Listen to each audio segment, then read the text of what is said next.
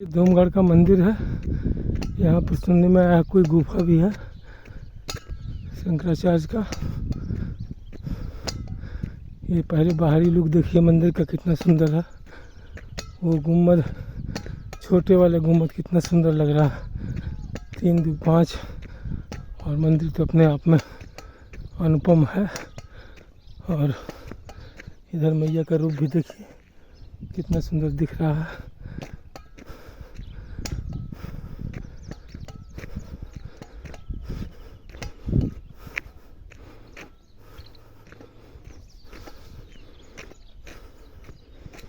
View कितना अच्छा है यहाँ का,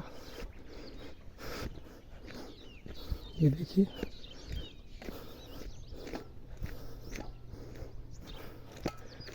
शंकराचार्य घाट, मां नर्मदा नदी, श्री शंकराचार्य मठ एवं मंदिर।